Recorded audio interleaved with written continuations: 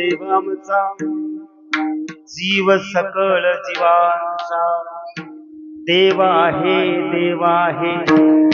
जवळी आम्हा अंतर्बाय देव गोड पुरवी कोडांची ही कोड देव आहे जवळी आम्हा अंतर्बाय देव आम्हा राखे घाली कळी काळासी काखे देव दयाल करी तुक्याचा सांभाळ देव आहे जवळी आम्हा अंतर्बाय देवामता जीव सकळ जीवांचा देव आहे जवळी आम्हा अंतर्बाय सज्जन माय बाबा प्रस्तुत कीर्तन निरूपण चिंतनासाठी निवडलेला अभंग जगदवंदनीय जगद्गुरु देहुनिवासी श्रीमंत संत वैराग्याचे मुकुटमणी संत शिरोमणी संत हृदय सम्राट तुकाराम महाराजांचा 5 चरणाचा देवाचं अस्तित्व सांगणारा देवाचा संबंध सांगणारा देवाची स्वरूपता सांगणारा देवाचं कार्य सांगणारा देवाचा स्वभाव सांगणारा अतिशय महत्वाचा असणारा असा अभंग आहे. अभंगावरती चिंतन मांडण्यापूर्वी थोडासा असा परिहार. मायबाप सज्जन हो, खर तर वर्षभरामध्ये खूप ठिकाणी कीर्तनाला जाण्याचा माझा योग येतो. अगदी कर्नाटक महाराष्ट्र गोवा माझ्यासाठी आहे, पण इथे आल्यानंतर एक विशेष समाधान मला प्राप्त झालं. त्याचं कारण असं आहे, मला खूप अशी जिव्हाळ्याची माणसं आपण सगळी वाटला. मज या जातीचे मज भेटो कोण, आणि आनंद झाला. थोडक्यात म्हणजे एवढ्या लांबून आलो होतो, पण भाग गेला सीन गेला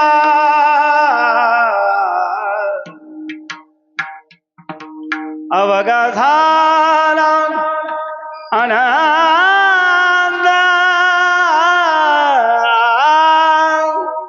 अशी अवस्था. अजून सांगू, अजी बरवे झाले माझे माहेर भेटले पुढे डोळा देखिला सज्जना दिवारीला भागशील. आनंद. आणि तो आनंद इतका आहे, आता मला असं वाटायला आता 12 वाजेपर्यंत कीर्तनच बंद करायचं. कारण मी पहिल्यांदाच आलोय. माझ्यासारख्या सर्वसामान्य माणसाला एवढ्या मोठ्या ठिकाणी मला पहिल्यांदाच कीर्तन मिळाले, आणि असा लाभ चुकवून चालणार? कोण जाणे परत तुम्ही तारीख द्याल न द्याल. आता आले गंगा हात धुवून घेऊया 12 वाजेपर्यंत चालेल का? आणि मी तुम्हाला सांगू का, अगदी खेळत तुम्हाला अगदी 2-3 तास काय मी कंटाळा यायला देणार नक्कीच नाही. असो, महाराज पहिल्यांदाच या ठिकाणी येण्याचा योग आला. परम आदरणीय परमपूज्य गुरुवर्य वैकुंठवासी विवेकानंद वास्कर गुरुजी, सर्व वास्कर परंपरा, सर्व थोर संत मांदियाळ्याच्या चरणी नतमस्तक होऊया आणि खऱ्या अर्थानं कीर्तनाला सुरुवात करूया. कीर्तनाला सुरुवात करण्यापूर्वी थोडंसं सांगतो. जाहिरात पत्रिकेवर माझं नाव मुंबई असं होतं, पण आता मी वास्तव्याला गावीच असतो. पहिला मुंबईलाच होतो, त्यात काय वाद नाही. आमचे बोयटे महाराज, मी मुंबईवरूनच यायचा कीर्तनला. 8-10 तास ड्युटी करून महिन्याला पगार मिळायचा. आता रोकडा पगार रोजच्या रोज, कशाला मुंबई काय. आणि पाया पडून शिव्या घालून 3 दिवस खाडा केला, 4 दिवस खाडा केला, कटछाट. इथे काटछाट काय नाही. पाया पडून, बरोबर आहे ना? वर आणि अर्धा लिटर दूध पिऊन घराकडे यायचं. तुमचं कसं? मी बऱ्याच लोकांना सांगतोय महाराज, आमदार होऊ नका, खासदार होऊ नका, जमलं तर कीर्तनकार व्हा. मरेपत्र खाण्यापिण्याची काय टेन्शन, बरोबर आहे का चुकीचं आहे? हा. आणि नुसतं असं नाही, आदरानं, बरोबर आहे. आणि कधी या काही काही ठिकाणी जातो महाराज. आता तुम्ही लांब पडताय तर तिकडे गोव्याकडे जर आला ना, काय सांगू महाराज, तिकडे असं सगळी व्यवस्था असते. हा. लोकांना मी गोव्याचं नाव घेतलं म्हणजे इकडच्या लोकांना वाटलं गोवा म्हणजे तुम्ही काय म्हणणार माहितीये काय, पिण्या खाण्याचं गाव नाही. एक सांगू का, गोवा म्हणजे प्रति पंढरपूर आहे. 371 मंदिरं गोव्यात आहेत. किती आहेत? आणि प्रत्येक गल्लीत सप्ताह होतो आपल्याकडे, प्रत्येक गावात हो. तिकडे मी महाराज हरिपाठाची 100 मंडळं तयार केलीत. किती? एकंदरीत महाराज पायी तीर्थयात्रा करणाऱ्या आषाढीला 47 वाऱ्या येतात. किती येतात बघा. एवढी ती असणारी पावनभूमी आहे आणि लोक अगदी आवडीनं परमार्थ करतात. हा. तुम्ही आता कधी योग आला तर आपण आपली टाळकरी सह तिकडे संप्रदायाचं, महाराजांना माहिती आहे तिकडे आमचं साखळीला, मेरशीला तिकडे लोक, काल परवा दिवशी माझं कीर्तन साखळीलाच होत. असो. आणि आनंदी आनंद असणारी अशी अवस्था आहे महाराज. इथे आल्यानंतर खूप समाधान वाटलं. अगदी वारकरी संप्रदायाला साजेसं नीट नेटकं आपलं सर्वांचं नियोजन आहे. आणि मला वाटतंय 15 तारखेपासून त्या सप्ताहाला सुरुवात झाली. अतिशय मंगलमय पवित्र अशा वातावरणामध्ये हा अखंड हरिनाम सप्ताह ज्ञानयज्ञ सोहळा चालू आहे. आणि आजची मला वाटतंय 6व्या दिवशीची सेवा.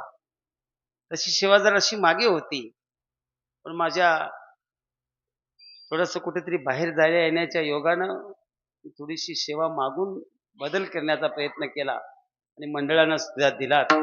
पण नक्की मगाशी सांगितल्यासारखं तुमच्या मिळालेल्या संधीचं सोनं करण्याचा प्रयत्न करा. हरी देवामचा देवामचा जीव सकल जीवांचा, देवा हे जवळी आम्हा अंतरबाय. महाराज प्रत्येक अभंगाच्या चरणामध्ये तुकोबराय दुरुक्ती करतायत. संप्रदायामध्ये दुरुक्ती हा दोष आहे, पण महाराज या ठिकाणी म्हणतायत देवामचा देवामचा, देवा हे देव गोड देवा महाराके राके, देव दयाळ. अरे प्रत्येक चरणामध्ये दुरुक्ती आहे. त्याला कारण आहे महाराज. पहिल्या चरणामध्ये तुकोबाराय देवाचा आणि तुमचा असणारा संबंध सांगतात. महाराज म्हणतात देवामचा जीव सकळ जीवांचा. एक सांगू का महाराज, मासा सर्वांना माहिती आहे, सर्वांना माहिती आहे. हा. कुठे राहतो? पाण्यामध्ये राहतो. तुम्हाला एक सांगू का, विश्वामध्ये अंड, जार, स्वदेश, उद्भिद, जलचर, भूचर, वंचर, खेचर, जेवढी म्हणून जीवसृष्टी आहे, या सर्व जीवसृष्टीला देव सामान्य रूपानं आहे, पण मनुष्य जातीला देव विशेष रूपानं आहे. विशेष रूपानं आहे. जसं एक उदाहरण देतात महाराज. पाण्यामध्ये अनेक प्रकारचे जीव राहतात, पण ते कधीतरी पाण्याच्या बाहेर सुद्धा येऊन जगू शकतात. बरोबर आहे की नाही? मगर पाण्यामध्ये आहे, पण पाण्यातून बाहेर आली तर जगते ना. खेकडी बाहेर येतात ना, कासव बाहेर येतात, पाण्याळे साप बाहेर येतात आणि परत पाण्यात जातात. पण माशाने जर कधी म्हटलं आज संजय महाराजांचं कीर्तन ऐकायला जाऊया, पाण्यातून बाहेर आला आणि कीर्तनाला आला तर मासा जगेल. त्याचं प्रमाण आहे. जीव जिती जीवना संगे, मशा मरण त्या वियोगे. अरे जीव जिती जीवना संगे, मशा मरण त्या वियोगे. पाण्यातून मासा बाहेर आला त्या क्षणी त्याला मरण आहे. तुमची आमची अवस्था तीच आहे. आम्ही देवापासून जरा जरी बाजूला जाण्याचा प्रयत्न केलो, त्या दिवशी आम्ही घरात नसतो. मग कुठे? आमच्यातून देव गेला समजायचा आपण मेलो. त्या दिवशी आपलं अस्तित्व शिल्लक नाही. जोपर्यंत आमच्यामध्ये देव आहे तोपर्यंत सगळं अगदी आमचं मजेत आहे. मी सांगत नाही तसं ज्ञानेश्वरीमध्ये प्रमाण आहे. जैसा हृदयामध्ये राम असता सर्व सुखासी आराम भ्रांतीसी कामू विषया. अरे बाबा, जोपर्यंत आमच्या हृदयात आहे तोपर्यंत आमची मजा आहे. आणि इथून निघून गेला की अवस्था काय एक सांगतो प्रमाण लक्षात. महाभारताचं युद्ध झालं आणि युद्ध झाल्यानंतर महाराज पांडवांनी युद्ध जिंकला. अर्जुनाच्या रथावरती भगवान श्रीकृष्ण होते. अर्जुनाच्या रथावरती भगवान श्रीकृष्ण होते. युद्ध झाल्यानंतर हातामध्ये धनुष्य घेऊन विजयाच्या जल्लोषामध्ये अर्जुन सगळ्या रणांगणावरती नजर टाकत होते. आणि नजर टाकल्यानंतर त्यांना असं वाटलं आता नक्कीच आपण युद्ध जिंकलेलं आहे. मग काय होती गंमत, रोज आहे ना ते धर्मयुद्ध होतं, भूमी धर्मयुद्ध. आणि महाराज रोज सूर्य उगवल्यानंतर युद्धाला सुरुवात व्हायची आणि सूर्य मावळल्यानंतर युद्ध थांबत होतं.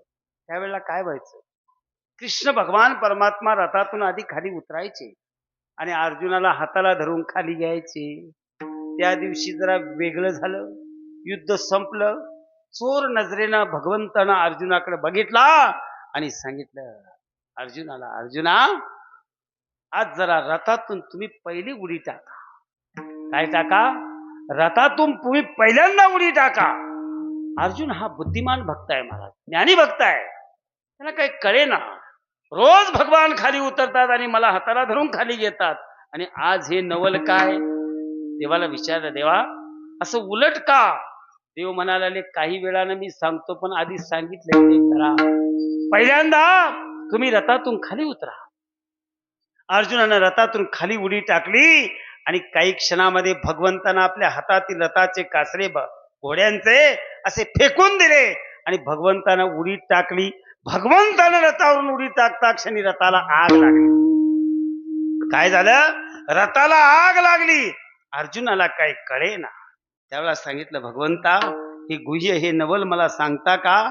त्यावेळेला सांगितलं, अर्जुना अरे आजपर्यंत या रथावरती माझा ताबा होता, माझं अस्तित्व होतं. या रथाला महाराज बाण नव्हे, अस्त्र शस्त्र अग्नी कोणी टच करत नव्हतं. पण ज्या दिवशी मी या रथाचा ताबा सोडला या रथाला आग लागली. तसं तुमचं आमचं महाराज आयुष्यभर केस सुद्धा कोण वाकडा करू शकत नाही. पण ज्या दिवशी याच्यातून देव निघून जातो त्या दिवशी महाराज या रथाला आग लागते. तोपर्यंत आग लागण्याची हिंमत आहे का? नाही महाराज. एवढा देव तुमच्या आमच्या जवळ आहे. देव तुमच्या आमच्या जवळ एवढा आहे. आणि म्हणून महाराज सांगतात, देव आमचा देव आमचा का? तर जीवसृष्टी जेवढी म्हणून काय या विश्वामध्ये 84 लक्ष योनी आहे त्याच्यामधल्या सगळ्या जीवांना देव हा सामान्य रूपानं आहे.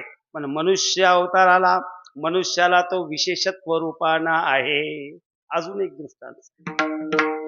अरे एकदा एक गुरुजी काही मुलांना विद्याभ्यास शिकवायचे गंगेच्या काठी.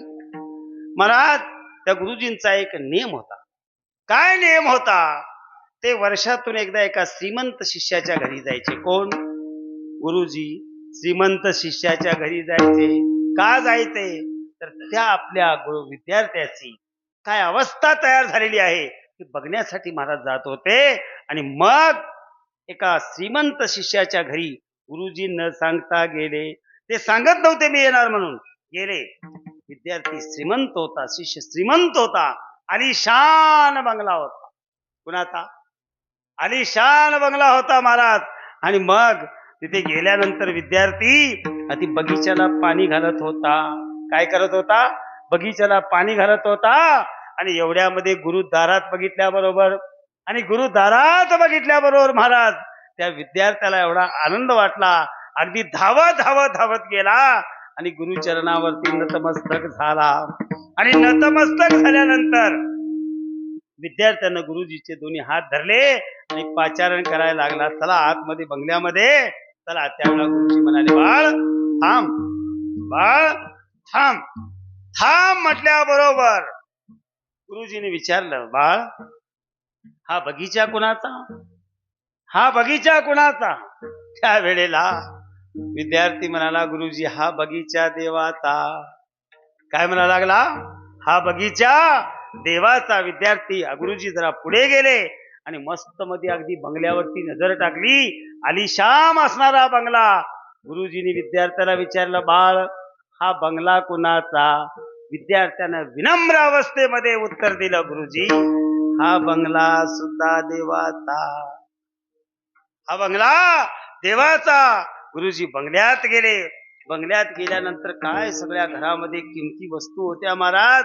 आणि मग त्या विद्यार्थ्याला गुरुजींनी विचारलं, बाळ या सगळ्या किमती वस्तू कुणाच्या रे बाबा? त्यावेळेला पुन्हा विद्यार्थी म्हणाला, गुरुजी या वस्तू सुद्धा देवाच्या आहेत. गुरुजीला आनंद वाटला. अजून पुढे गेले.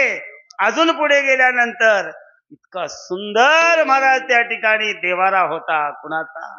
देवाचा. सुंदर होता. कसला देवारा होता माहिती आहे काय? चंदनाचा होता. चंदनाच्या देवाऱ्यात उभा पांडुरंग, मुकेपण आज माझा आळवी अभंग. अरे चंदनाचा देवारा होता. काय होता? चंदनाचा देवारा होता. नंतर काही काही ठिकाणी देवाराची अवस्था बघितली ना, अवघड परत. आम्ही रोज ठिकाणी काही ठिकाणी फिरण्याची अवस्था महाराज, दुर्दैवी अवस्था. आता मगाशी आलो, आल्याबरोबर महाराजांच्या घरी गेलो. मगाशी प्रमाण वापरली ती मुद्दाम नाही महाराज. तिथे गेल्यानंतर सगळी काय आता चांग व्यवस्था ठिकाणी मिळत असते. एका ठिकाणी मी गेलो महाराज, काय सांगू तुम्हाला, अंघोळ वगैरे केली. निंदा करत नाही महाराज. गंध लावायसाठी त्या बाबांनी मला गंध दिला आणि एक त्यानं बुक्याची डबी ठेवली होती, एक अष्टगंधची डबी ठेवली होती. आणि एका डबीमध्ये महाराज, एका डबीमध्ये पेनाचं टोपण होतं. काय होतं? पेनाचं टोपण होतं. आणि एका डबीमध्ये काय होतं ते मी सांगत नाही. आता तुम्हाला सांगतो. गंध लावायला गेले आणि त्यांनी बुका दिला मला. मी म्हटलं, महाराज यामध्ये पेनाचं टोपण कशाला ठेवलं आहे? ते म्हणायला लागले, दिखतो बुक्का लावतो. काय? असा बरोबर बुक्का लावतो. आता काय तो आरशात बघून किंवा दिखतो लावायची काय गरज नाही आहे महाराज. लक्षात आलं? वारकरी संप्रदायाची सेवा ही वरपांग नाही आहे. बरोबर आहे ना? तुका म्हणे नको वरपंग देवा.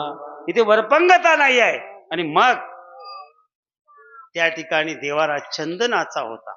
काही काही देवारे जर बघितले ना महाराज, मुंबईला एकदा कीर्तनला गेलो, वाशीला. कुठे होतं?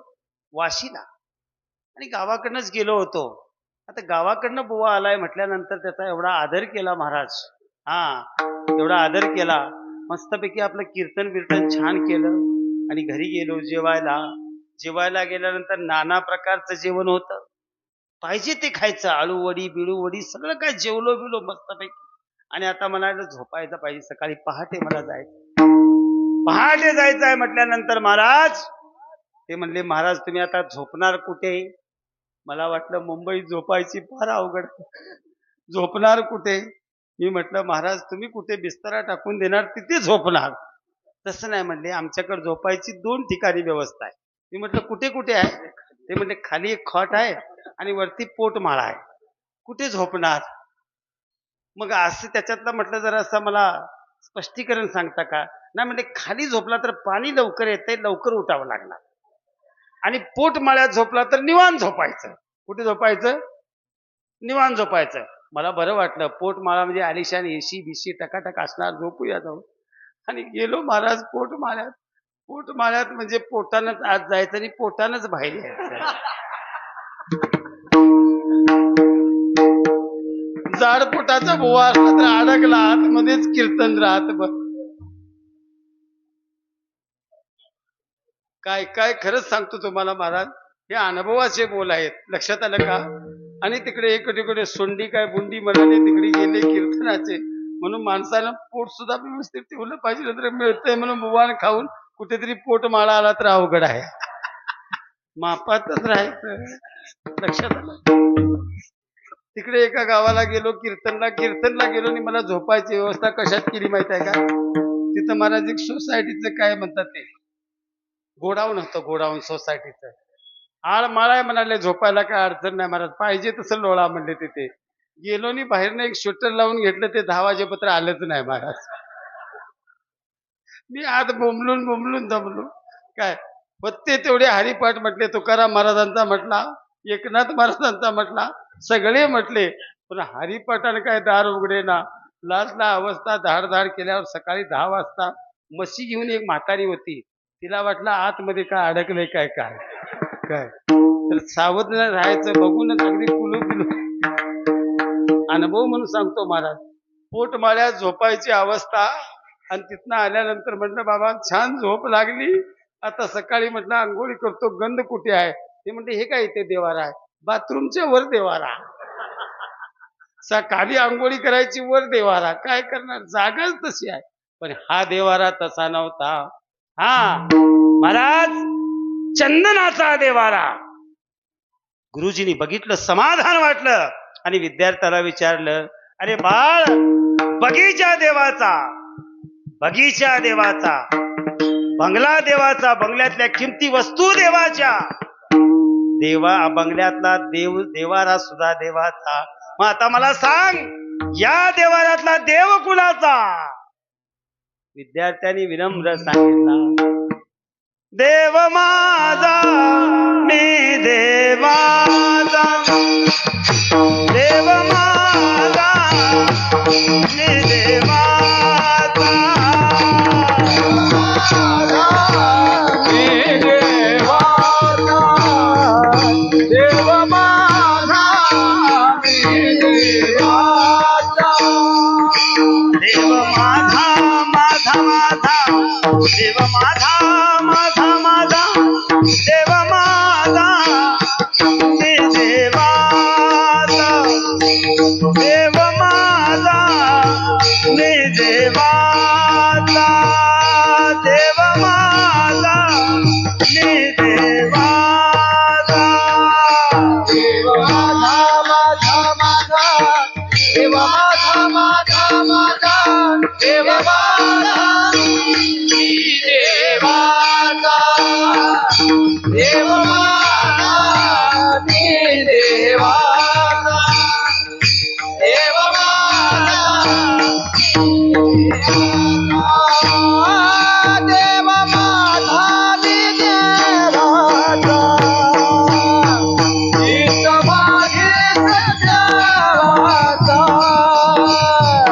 हीच माझीच देवाचा, हीच माझीच देवाचा, हीच माझीच देवाचा, देव माझा मी देवाचा, सत्य हीच माझी वाचा, सत्य हीच माझी वाचा, सत्य हीच माझी वाचा.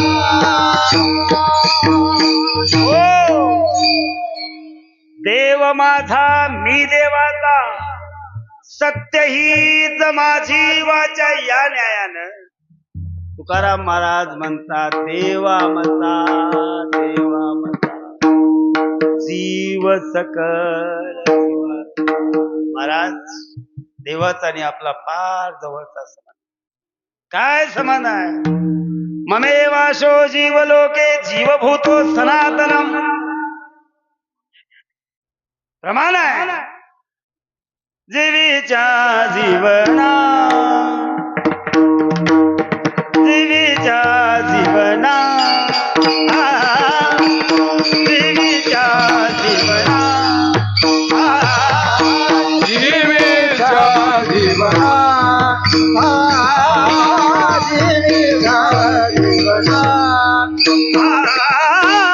जीवीच्या जीवना, जीवीच्या जीवना, जीवीच्या जीवना, जीवीच्या जीवना, जीवीच्या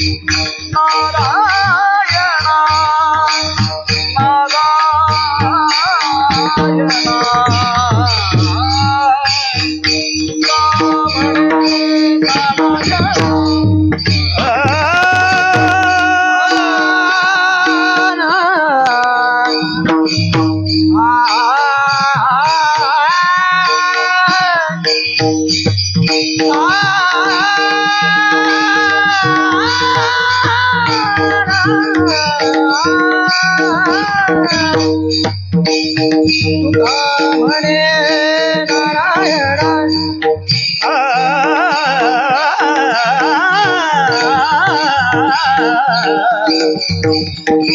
तुका म्हणे नारायण तुका म्हणे नारायण तुका म्हणे नारायण मज सोडवी दातारा मज सोडवी दातारा मज सोडवी दातारा जीवीचा जीवना तुका म्हणे नारायण तुका म्हणे नारायण नारायण तुका म्हणे नारायण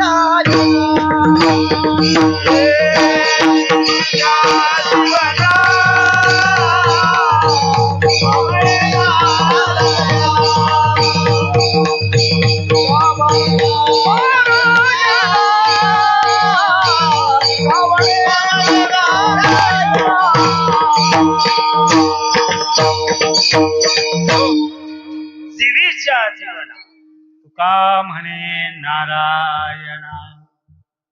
शास्त्रकार सांगतात आभासवाद प्रतिबिंबवाद अवेच्छेदवादातून जीव लक्षण करत असते वेळी अंतकरणाधिष्ठ चैतन्यामध्ये अंतकरणाचा आभास हे जीवलक्षण आहे. जीवलक्षण आहे. ममेवाशो जीवलोके जीवभूतो सनातनम. महाराज म्हणतात देवीच्या जीवना तुका म्हणे नारायण.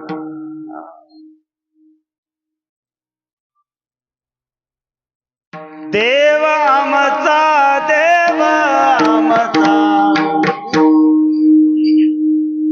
जीव सकल जीवांचा. देव आमचा आहे आणि तो सकल जीवांचा आहे. सामान्य रूपानं बाकीच्यांसाठी, विशेषत्व रूपानं आमच्यासाठी. आणि असा असणारा देव महाराज म्हणायला लागले.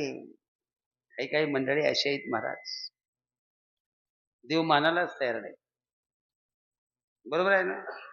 काही माणसं कुठेही अक्कल पाजळतात आणि म्हणतात देव कुठे आहे, देव कुठे आहे. या लोकांना काम नाहीत. अरे देव कुठे आहे. किती प्रमाण, किती उदाहरण मला आहे की नाही. देव भरून विठ्ठल जळी सळी भरला रीता ठाव नाही उरला. कोण्या दृष्टीने पाहिला विठ्ठलाची विठ्ठलाची. विठ्ठल जळी सळी भरला रीता ठाव नाही उरला. अजम्या दृष्टीने पाहिला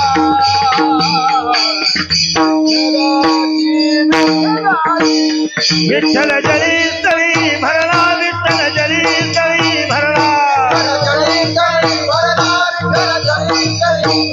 रीता ठाव नाही उरला रीता ठाव नाही रीता ठाव नाही उरला रीता ठाव नाही उरला. अगम्या दृष्टीने पाहिला विठ्ठलाची विठ्ठलाची. दृष्टीने पाहिला विठ्ठलाची विठ्ठलाची विठ्ठलाची आगळ्या दृष्टीने पाहिला विठ्ठलाची विठ्ठलाची आगळ्या दृष्टीने पाहिला विठ्ठलाची विठ्ठलाची विठ्ठल जळी जळी भरला गाठावा नाही उरला आगळ्या दृष्टीने पाहिला विठ्ठलाची विठ्ठला जळी जळी भरला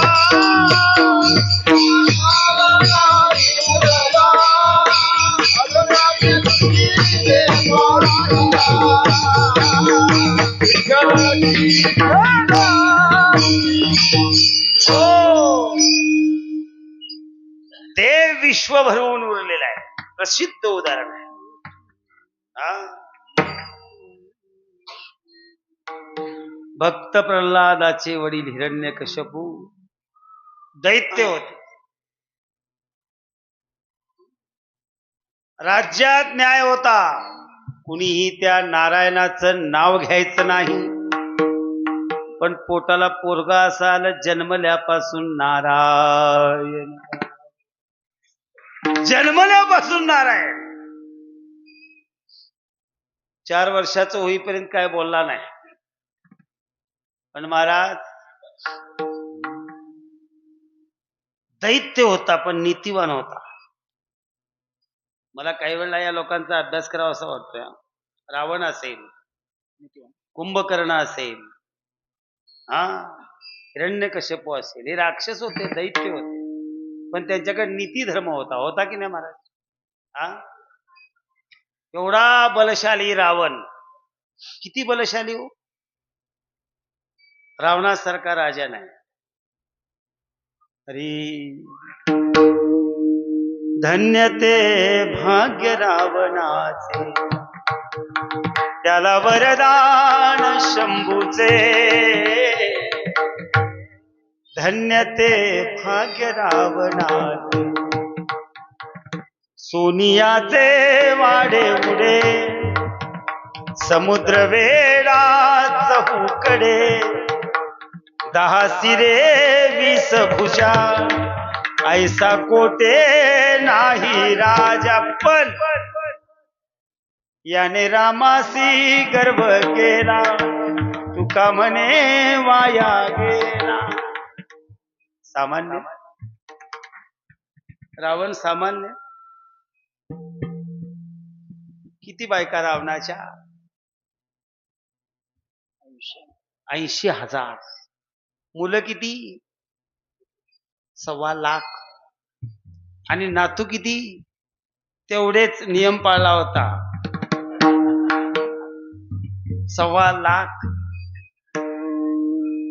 बरं बायका काय सामान्य मंदोदरी सारखी होती महाराज सामान्य नाही 5 पतिव्रतेमध्ये तिचं नाव आहे पार्वती मातेचा जेवढा अधिकार तेवढा अधिकार मंदोदरीचा अहिल्या द्रौपदी तारा सीता मंदोदरी तथा पंचकन्या स्मरे नित्य महापातक नाशनम मंदोदरीच्या रावणाच्या बायकोचा नावाचा जप केला पापच जळून भस्म होता तेवढी पुण्यवान बायको होती लक्षात ठेवा एक सांगू कुठल्याही पतीचं राज्य चालतं ना ते पत्नीच्या जीवावर चालतं ज्याची पत्नी पतिव्रता आहे तो जाईल तिथे विजयी आहे ज्याची पत्नी पतिव्रता आहे तो जाईल त्या ठिकाणी विजय आहे लक्षात ठेवा पांडव नेहमी विजयी होत होते दुर्योधनानं द्रोणाचार्यांना विचारलं द्रोणाचार्याला विचारलं गुरुवर्य ते पांडव रोज विजयी होऊन घराकडे जातात कारण काय द्रोणाचार्य ज्ञानी होते अरे मूर्खा म्हणले त्यांच्याकडे पतिव्रता आहे द्रौपदी सारखी पतिव्रता आहे लक्षात ठेवा मी नेहमी कीर्तनामध्ये सांगत असतो जग इकडचं तिकडं का जाईना पण भारतीय स्त्रीनं धर्म सोडता कामा नाही एक सांगू का भोयटे महाराज, आजकाल जग हिप्नॉटिझमच्या पाठीमागे खूप आहे. कशाच्या पाठीमागे आहे? मी सारेगम शिकवली 74 पोरं रोज मुंबईला युट्यूबला बघ सगळ्या कीर्तन सोडतात, गायन एक चरण म्हणतात. बैठकीला बसली की काहीच येत नाही. पण ते मोबाईलचं युट्यूबचं बघून लोक कीर्तन सांगतात, फेटा बांधायला शिकतात मोबाईल मध्ये बघून. असं नाही महाराज, एवढा परमार्थ सोपा नाही. तिथे घासावं लागतंय. किती वर्ष? भक्ती नोहे साधी बोळी, आहे सुळावरची पोळी. परवा मी संकेश्वरला कार्यक्रमाला गेलो, 90 मिनिटं रामकृष्ण हरी म्हटलं. एकदा गायलेला पलटा परत गायलो नाही, फाटली ना. त्याला 1 मिनिट म्हणता येत नाही. बरोबर आहे ना महाराज? आकर्षण हिप्नॉटिझमच्या पाठीमागे लागायचं नाही. जग इकडचं तिकडंही जाऊ देत, टीव्हीवरचं किंवा कुठलंही बघून भारतीय स्त्रीनं धर्म सोडता कारण आहे का? विश्वामध्ये जगामध्ये देवाचा जास्त विश्वास जर कोणावर असेल तर तो भारतीय स्त्रीवर आहे. लक्षात ठेवा, भारतीय स्त्रीवर आहे. कारण देव पोटाला भारतीय स्त्रीच्या येतो, संत पोटाला भारतीय स्त्रीच्या पोटाला येतात. छत्रपती शिवाजी राजासारखा राजा हा भारतीय स्त्री जन्माला घालू शकते. देव धर्मान देशापायी प्राण घेतला हाती, शूरामी सरदार म्हाला काय कुणाची भीती. देवासाठी, देशासाठी, धर्मासाठी ज्या राजानं आपलं प्राण हातात घेतलं, तो राजा कुठल्या रशियाने जन्माला घातला का अमेरिकेनं घातला? कुणी घातला? ती भारतीय स्त्री जन्माला घालू शकते. सावंता माळ्यासारखा महात्मा कोण जन्माला घालू शकते? भारतीय स्त्री. आणि तो अधिकार फक्त आमच्या भारतीय स्त्रियांना आहे. म्हणून माझ्या माय बहिणींना एक हात जोडून विनंती, जग कुठेही जाऊन देत, आम्ही धर्माचं पालन करायचं आणि ते करण्यासाठी आलोय. धर्माचे पालन करणे पाखंड खंडन हेच आम्हा करणे आहे. काम बीज वाढवावी ना, बीज वाढवयात. आम्हाला हा धर्माचं रक्षण करायचं आहे आणि आम्ही धर्माचं रक्षण केलं. एक सांगू, तुम्ही आम्ही सगळ्यांनी धर्माचं रक्षण करत चाललो ना, केस वाकडा करण्याची कुणाची हिंमत नाही. धर्मो रक्षो, तुमच्या पत्रिकेवरती वाचलं मी. तुम्ही धर्माचं पालन करा, धर्म तुमचं रक्षण केल्याशिवाय राहणार नाही. आणि म्हणून साठी महाराज तो दैत्य राजा होता पण नीतिवान होता. त्यानं आपल्या मुलाला सांगितलं, बाळा तू नारायणाचं नाव घेऊ नको. पण तो मुलगा नारायण नाव घेण्यासाठी जन्माला आला होता. काय काही काही माणसं महाराज जन्माला कशाला येतात? त्यांचा महाराज म्हणतात नुसतं खाया खाया तरी झोपायसाठी येतात. पण काही काही माणसं महाराज जन्माला आलेली असतात ती परमार्थ करण्यासाठी आलेली असतात की नाही मला सांग. अहो त्यांचं कार्यच आहे. मधीच एक दृष्टांत सांगतो तुमच्या लक्षात. एक गरीब आई होती. तुम्ही झोपला काय?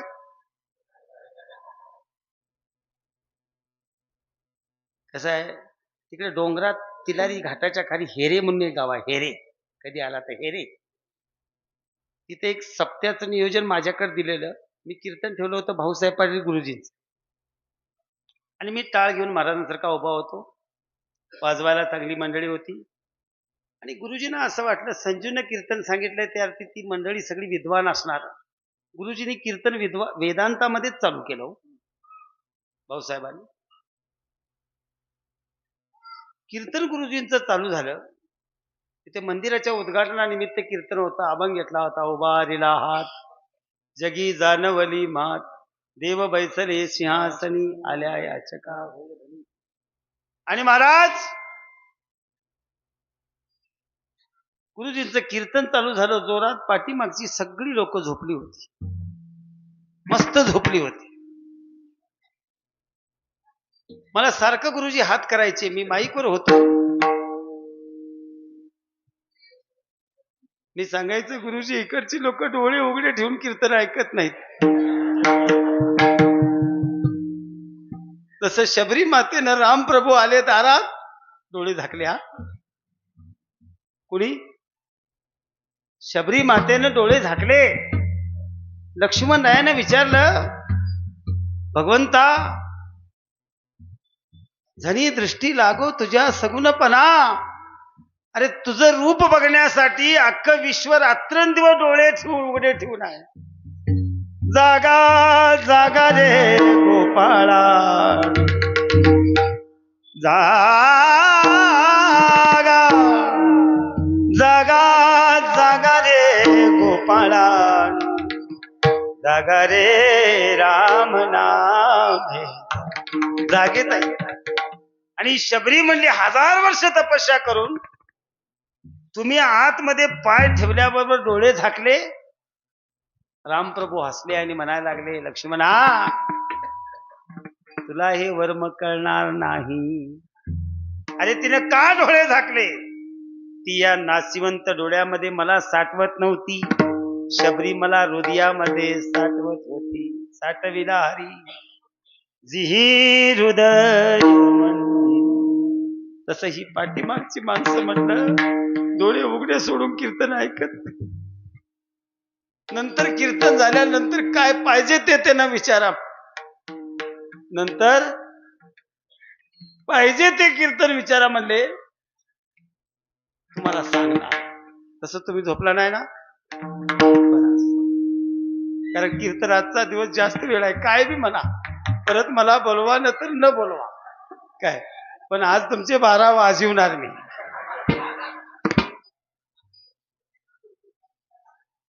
कारण मला सवय काय, तिकडे जीवन झाले का नाही त्याचा वास मला येत आहे पहिला. ते झालं कीच तुम्हाला सोडणार. एका गावात असं म्हटल्याबरोबर पाठीमागे निवेद घेऊन तयार. पाठीमागे तो नैवेद्य घेऊनच तयार होता. लक्षात आलं का? असं इथं तशी पद्धत नाही नाही महाराज. तर मी म्हणून जायचा, विरोध केला. काही चिंता करू नका, सगळ्या गोष्टी वेळेत होणार. आणि मग भक्त प्रल्हादानं नारायण नामासाठी जन्म घेतला होता. मध्ये एक दृष्टांत सांगतो. म्हटला, एक गरीब आई होती महाराज, तिचा नवरा वारला, एक मुलगा होतं. पण मुलगा असं बिलंदर जन्माला आलं महाराज. जन्मल्यापासूनच आहे ना ते राजासारखं राहायचं. कसं राहायचं? त्यानं असं मातीचं आपल्यासाठी सिंहासन तयार केलं होतं, त्याच्यावर असं आयटीत बसायचं. आता काय करणार, एकुलतं एक पोरगा आहे, आई लाड पुरवायची. एक दिवस म्हणाली, आई, अरे बाळा, असं कसं वागतोस? नाही नाही नाही म्हणलं, मला माझे सगळे लाड तुला पुरवावेच लागणार. आई मजुरी करायची, काय लाड पुरवणार? पण हे महाराज राजासारखंच राहायचं. बसताना जेवायला बसलं तरी राजासारखंच. योगायोग असा झाला, गुजरात राज्यामध्ये बडोदा शहरामधला राजा वारला. आणि तिथे नवीन फरमान निघाला, आता वसुलीबाजीने राजा करायचा नाही, इंटरव्ह्यू घेऊन राजा करायचा. जो इंटरव्ह्यू मध्ये पास होईल तो राजा. सगळ्या महाराज भारत देशातनं मुलं आली हो राजा होण्यासाठी, पण सगळी फेल झाली. आणि हे बी कार्ट तिथे गेलं. आता हे तर जन्मल्यापासून ट्रेनिंग होतं. जन्मल्यापासून तिथं गेल्यानंतर महाराज हे पास झालं ना, पास झालं. त्या लोकांनी विचारलं, बाळ, तुला राजा का व्हावं वाटतंय? तुला राजा का व्हावंसं वाटतंय? ते म्हणलं, अरे काय विचारतो, राजा होण्यासाठी जन्मात आलोय. राजा होण्यासाठी जन्माला आलोय म्हटल्याबरोबर. तसं महाराज, नारायण नावाचा जप करण्यासाठी जन्म आहे. मग सांगा, किती छळ केले आणि काय केले तरी होणार का? शेवटी छळ करून करून दमला राजा, आणि शेवटी हिरण्यकश्यपूनं अगदी त्या बाळाला हाताला धरलं आणि बगीच्यामध्ये घेऊन गेलं आणि विचारलं, बाळा, सांग राजा, तू ज्या नारायणाचा रोज जप करतोस, तो तुझा नारायण आहे तरी कुठे? बाळ अवस्थेमध्ये त्या भक्त प्रल्हादानं उत्तर दिलं, बाबा तुम्ही बोलायला चुकला. अहो देव आहे कुठे विचारण्यापेक्षा देव नाही कुठे ते सांगा. देव नाही कुठे ते सांगा. त्यावेळेला भक्त प्रल्हादाच्या आमला हिरण्यकश्यपूने विचारलं, अरे बाळा तुझा देव या खांबामध्ये आहे का? प्रल्हादा कारणे तंबी अवतार केला, विदारोनी दैत्य प्रेमे पाना पाजविला. एक सांगू, भक्त प्रल्हादासाठी देव स्तंभामध्ये अवतार केला. प्रल्हादा कारणे स्तंभी गुरुश्री. आणि एवढा अवतार, जेवढे भगवंताला अवतार घेतले होते त्या सगळ्या अवतारामध्ये भयानक अवतार कुठला असेल तर तो नरसिंह अवतार आहे. त्या दैत्याला मारलं महाराज. विश्वातनं पुष्पवृष्टी झाली. बाकीच्या सगळ्या देवानी लक्ष्मी मातेला सांगितलं हे भगवंताचं रूप जरा शांत करा म्हणून सांगितलं. लक्ष्मी म्हणायला लागली, या अवस्थेमध्ये जर मी देवासमोर गेलो तर देव मला सुद्धा फाडल्याशिवाय राहणार नाही. एवढा क्रोधायमान तो अवतार आहे. मग आता हे रूप शांत कोण करणार? देव असेच राहिले तर चालेल का? शांत करायला पाहिजे ना. एक सांगू, 4 वर्षाचा एवढासा तो भक्त प्रल्हाद खेळत खेळत खेळत खेळत भगवंताजवळ गेला. पण भक्तावरती एवढं प्रेम असतंय महाराज देवाचं. एवढा तो विश्वरूप भगवंताचा क्रोधायमान अवतार. पण भक्त प्रल्हादाला बघितल्यानंतर देवाच्या स्तनामध्ये पाजर फुटला, उचलला आणि स्तनाला लावला. कुणी? विदारोनी दैत्य पाना पाजविला. तो विश्व भरून उरलेला आहे. म्हणून महाराज देवा आहे, देव आहे, देव आहे, देव आहे.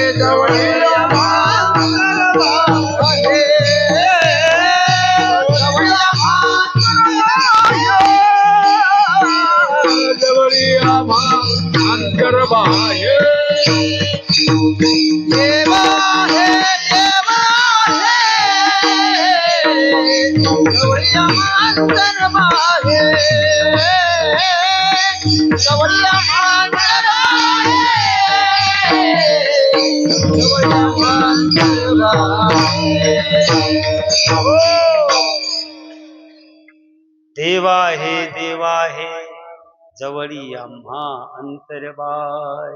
एक सांगू माझा, इतका देव जवळ आहे, इतका देव जवळ आहे. किती जवळ आहे सांगू तुम्हाला? पण आम्हाला काय वाटतंय, आम्ही कुठे कुठे जातो, कुठे कुठे जातो, लांब लांब लोक देव शोधायला जातात की नाही? का? देव देव म्हणून व्यर्थ का फिरसी, निज देव नेसी मुडी कोण. देवा नाही नाव, देवा नाही गाव, देवा नाही नाव. एक सांगू का, देव लांब नाही हो, लई जवळ आहे. एक दृष्टांत सांगतो आणि मधली चाल देतो. उज्जैनीचा राजा विक्रमादित्य. कोण आहे? उज्जैनीचा राजा विक्रमादित्य एका जंगलामध्ये शिकारीला गेला. तिथे एक देवीचं मंदिर होतं. एक पुजारी 12 वर्ष त्या ठिकाणी पूजा करायचा. विक्रमादित्य म्हणाला, या मंदिरात थोडस बसूया, शांत पाणी बिनी पिऊया, देवीचं दर्शन घेऊया म्हणून गेले. बसले.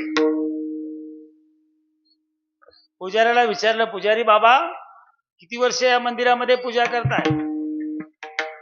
ते बाबा म्हणाले, 12 वर्ष करतो. मग तुम्हाला देवीचं दर्शन झालं का?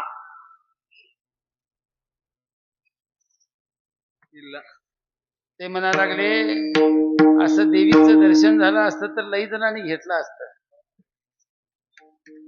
विक्रमादित्य म्हणायला लागले, मग कशाला 12 वर्ष इथे झकमारी करायला पूजा करत बसला? तुम्हाला 1 मिनिटामध्ये दर्शन घेऊन दाखवू का म्हणाले. दाखव दाखव म्हणाला.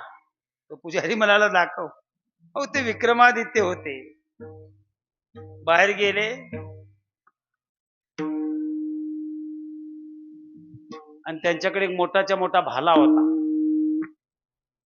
तो भाला असा जमिनीत खुसपला आणि टोक वरती ठेवला आणि एका झाडावरती चढले आणि देवीला सांगितलं, माते,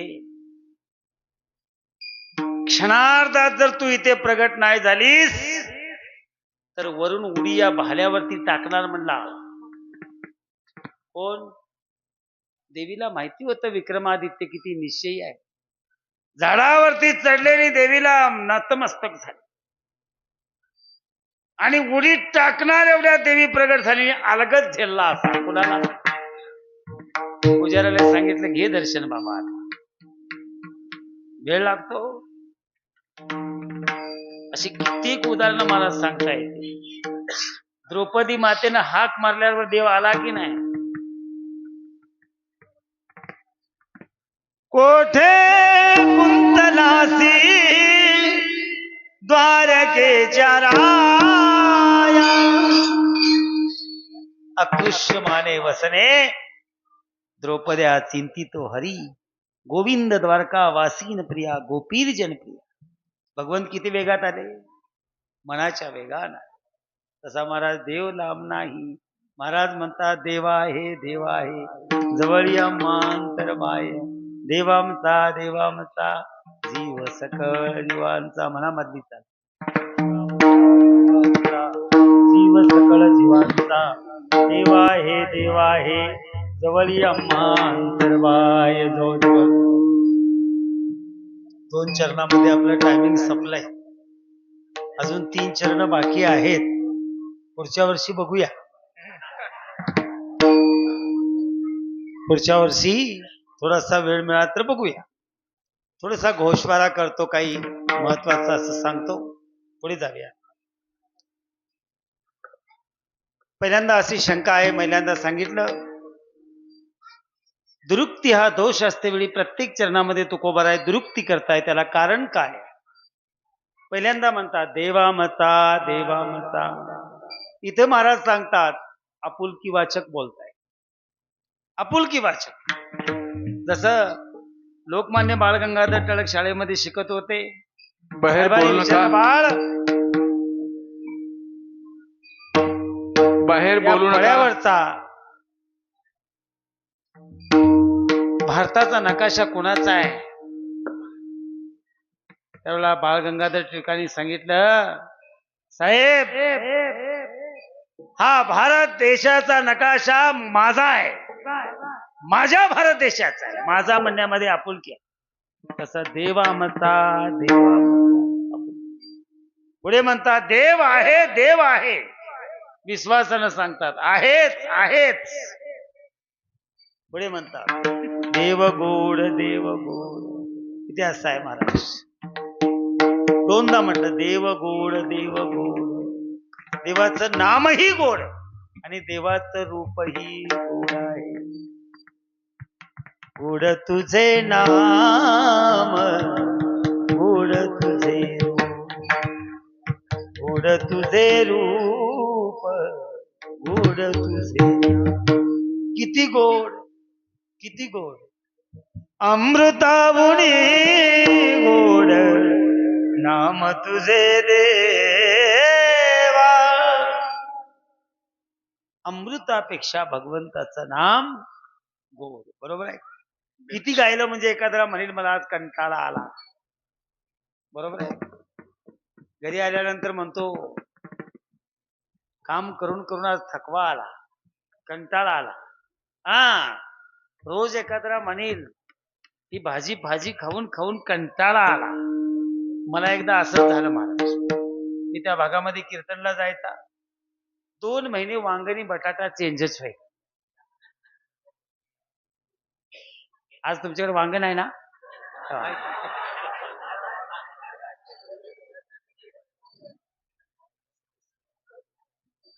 कपाळाचा गुण. आज नशिबात वांगच आहे. मी बोलास आणि फलास गाठ झाली.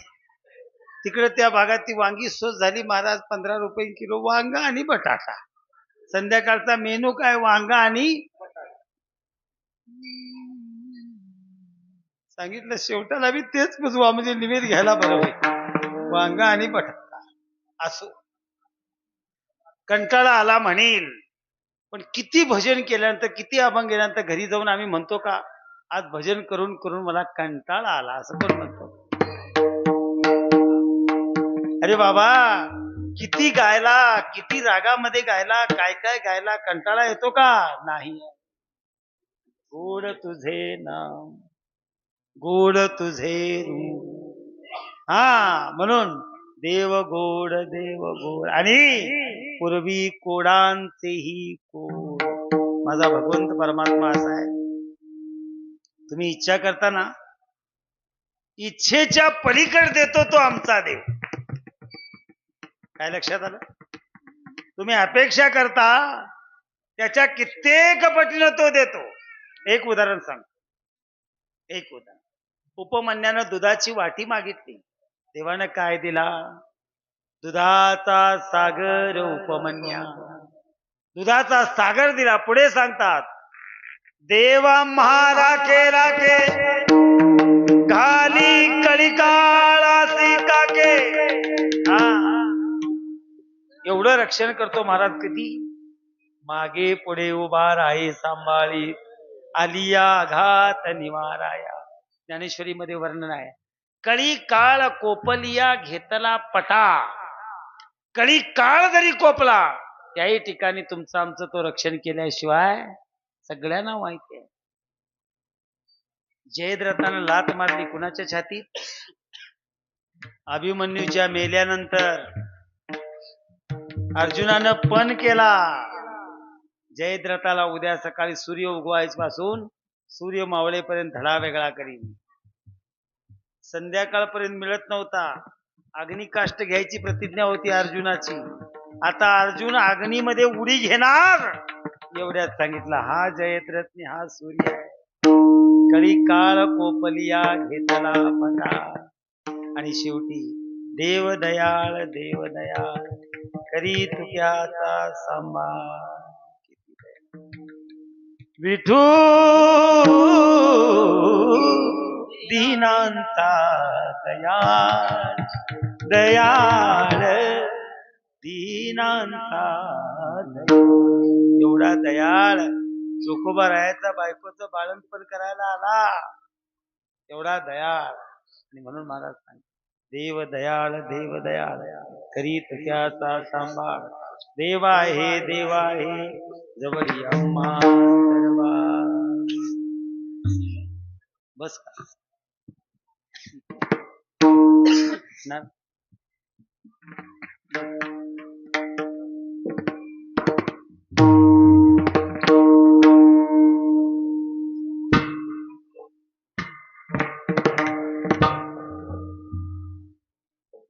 देव दयाळ देव दयाळ आ, देव दयाळ देव दयाळ आ, देव दयाळ देव दयाळ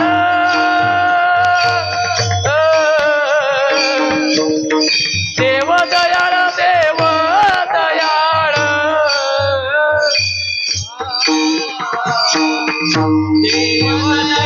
देव दयाळ टाळ व्यवस्थित वाजवा. देव दयाळ देव दयाळ देव दयाळ देव दयाळ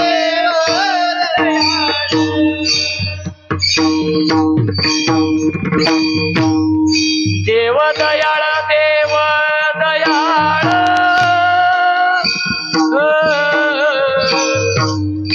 देव दयाळ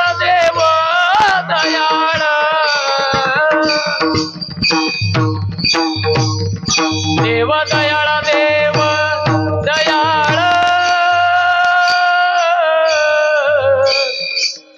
देव दयाळ देव दयाळ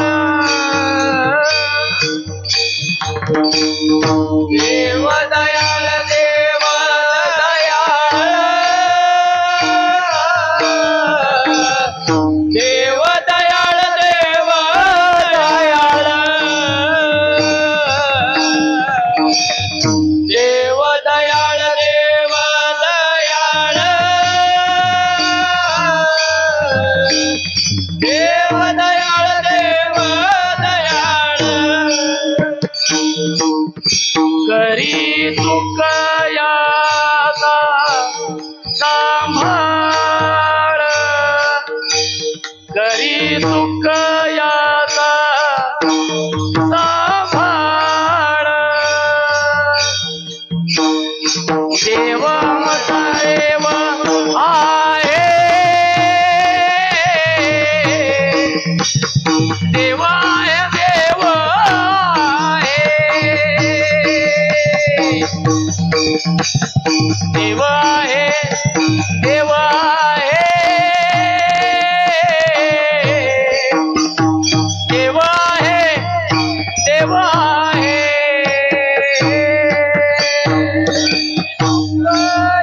दयाचा सांभाळ करी तुक याचा सांभाळ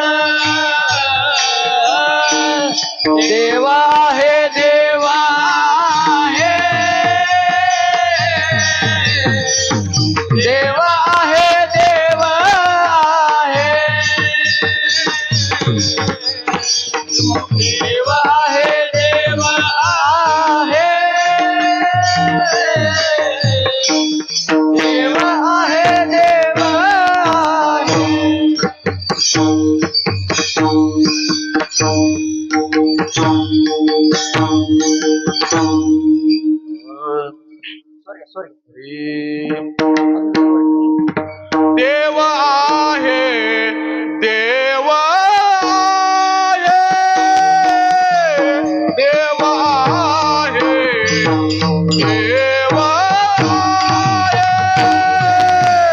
देव आहे देव आहे देव आहे देव आहे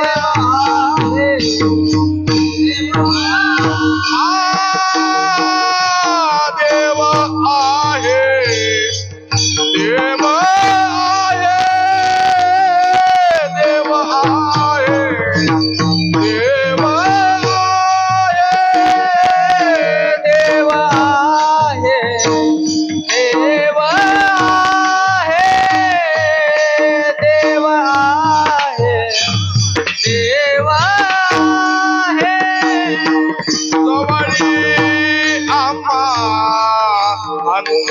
बाहे जवळी आम्हा अंतर बाहे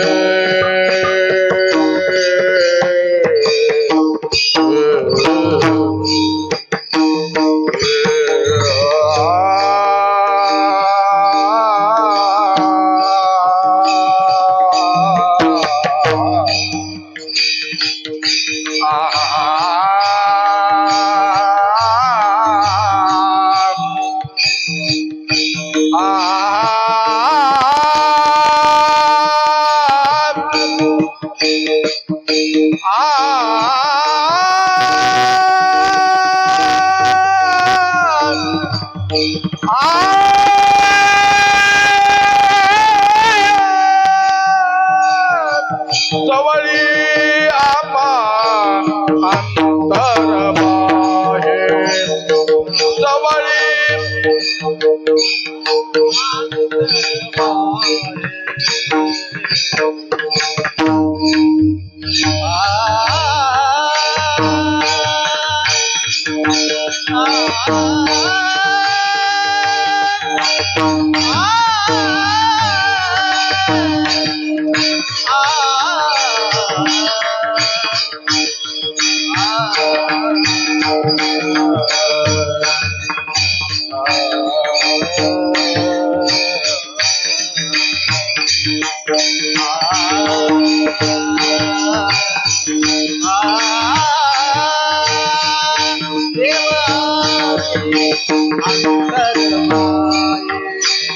जवळी आहे अंतर माय जवळी आहे